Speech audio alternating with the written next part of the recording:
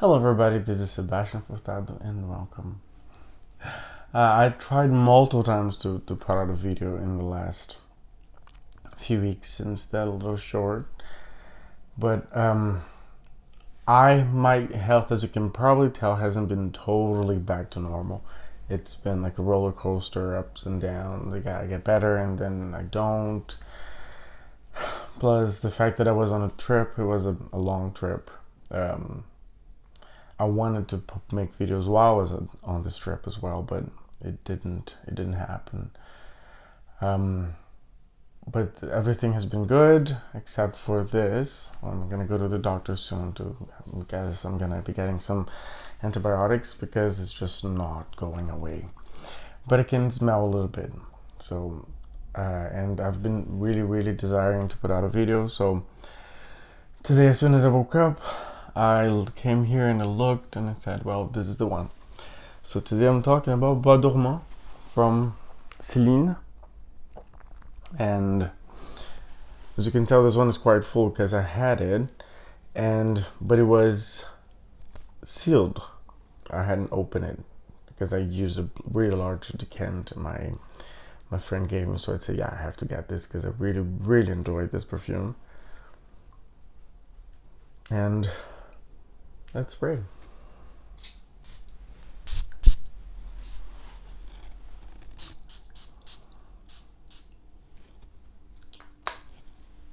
This is very much, I'm just gonna put it here. I'm not sure if you're gonna be able to see it or not, but you can see the design of the bottle is quite beautiful, very elegant. And you have the logo on the cap.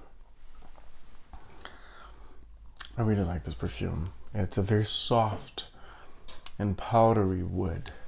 It makes me think of oh my goodness, the other one they have, black tie. It makes me think of black tie for some reason because it has that softness and the sweetness in it as well. But it's a very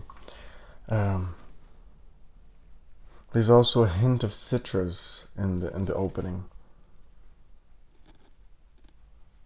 which is very interesting because the first details that I get are the powdery, slightly sweet wood, and then the citrus comes in. I find it interesting because normally the citrus would come in right away. Let me see what Celine talks about this perfume, and they list some notes. I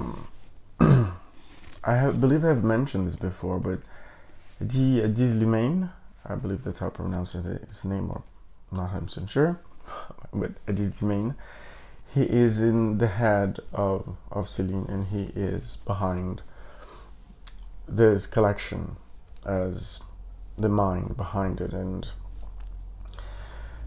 he was also behind La Collection Privée from Christian Dior when it came to exist, and it was his mind behind the creation of the very first perfumes, which were I forget which they were, but Eau Noire, Bois Dormant, Cologne Blanche, and I believe there was one more, but those three for sure. And here they don't list who's the perfumer behind it. We just know that it's his direction that has brought us these perfumes. So Bois Dormant evokes the luxurious comfort and understated classic architecture of the English double-breasted flannel blazer that Eddie Limaine has consistently designed throughout his life as a couturier. The day twin of black tie, yes. So I've never read this, actually. This is the first time I'm reading this. So the idea that I had of the connection with black tie is not actually wrong. Yeah, because to me this is just a slightly fresher and woodier take on black tie. I have black tie as well, and I haven't tried them side by side, but as soon as I smelled this for the first time, I was like, Actually, I got black tie because of this, because I didn't care much for black tie, but after I got this, I also got a generous decant from a friend of mine, and she, after wearing it, I was like, okay, yeah, I'm gonna get it. So the twin of black tie, this delicate booty fragrance is underscored with balance, with a bleached accent of powdery cologne. Yeah, so it's interesting because what I said in the opening, I get this delicate, powdery, slightly sweet wood, which then comes as citrus. So yeah, right now the sweetness, it's not as predominant as it was in the beginning, even though it was a slight sweetness. I could detect it, but right now the citrus and the wood, with a hint of powder. The powder tones down quite a bit because the citrus did become stronger with the woods, making it kind of like a woody cologne indeed. But cologne, I don't mean like cologne how it's perceived in North America as cologne for men, but as an eau de cologne, which is classically seen as light citrus fragrances with a hint of herbs, or a hint of florals, or a hint of woods. And bergamot, juniper, white orris, butter, cedar, vetiver. I get the cedar. Pretty realistic. Cedar has this very unique smell that it's just like you just can not get it. It's just very, yeah, this is cedar, and here I am. And especially because I guess it's easier for me to detect cedar more than other woods because of the saunas. Like cedar is a wood that's used very much in sauna, and every time I go to a sauna, it seems to, especially the dry saunas, there's always cedar, lots of cedars covering the walls. So it's a very familiar smell to me. So every time I smell it, it's like, okay, yeah, that's cedar. But yeah, it's gorgeous. Also, here they give an explanation about the signature of the collection. The powdery signature of the collection provide to each perfume an enveloping patina and the French elegance of couture trail.